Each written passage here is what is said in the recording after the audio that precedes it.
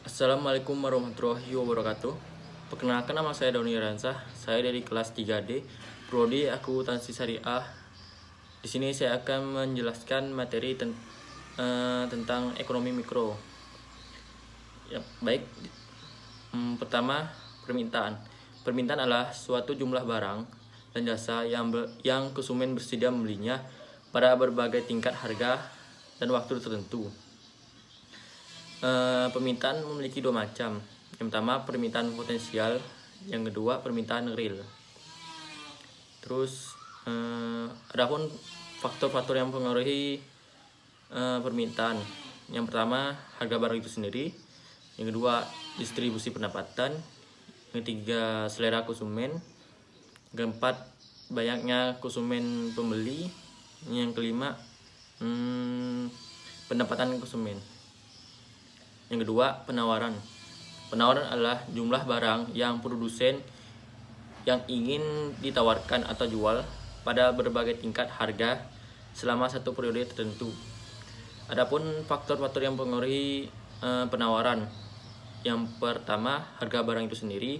Yang kedua, harga barang lain yang terikat. Yang ketiga, harga faktor produksi, maksudnya bahan-bahan baku. Yang keempat, biaya produksi. Terus harga keseimbangan. Harga keseimbangan adalah harga yang terjadi sebagai akibat interaksi antara permintaan dan penawaran yang terjadi di pasar. Maka harga keseimbangan juga disebut harga pasar. Terus elastisitas. Elastisitas adalah perbandingan perubahan proporsional dari sebuah variabel dengan perubahan variabel lainnya. Elastisitas memiliki dua macam. Yang pertama, elastisitas permintaan. Elastisitas permintaan adalah mengukur perubahan relatif dengan jumlah unit barang yang dibeli sebagai akibat perubahan salah satu faktor yang mempengaruhinya. Adapun macam-macam elastisitas permintaan. Yang pertama, permintaan elastis. Yang dua, permintaan tidak elastis. Yang ketiga, permintaan elastis uniter. Yang keempat, permintaan elastis tidak sempurna. Yang kelima, permintaan elastis sempurna.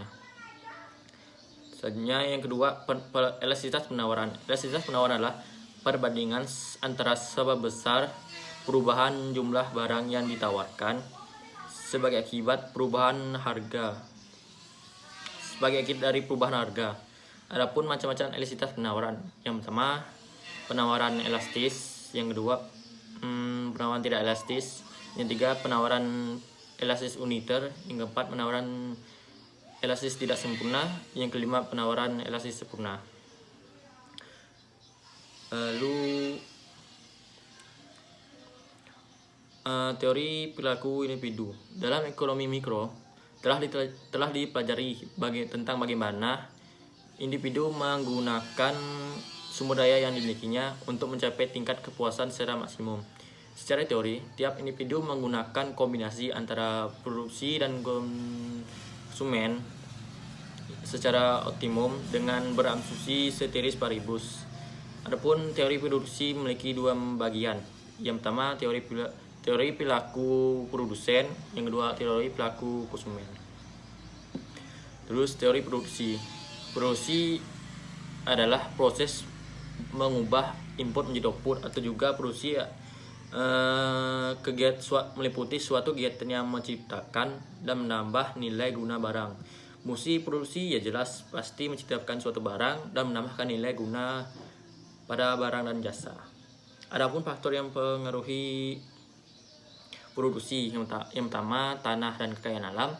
Yang kedua, tenaga kerja. Yang ketiga, modal. Terus pasar persaingan sempurna.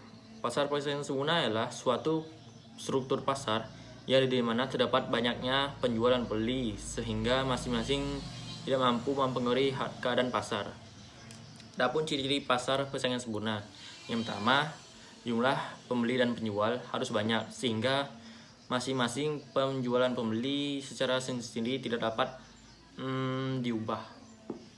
Terus harga ditentukan oleh mekanisme sehingga penawaran dan permintaan tidak dapat diubah.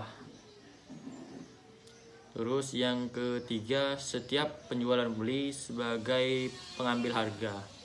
Adapun contoh-contoh pasar pesaing sempurna.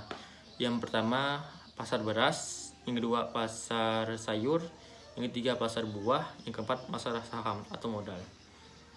Yang selanjutnya pasar monopolistik.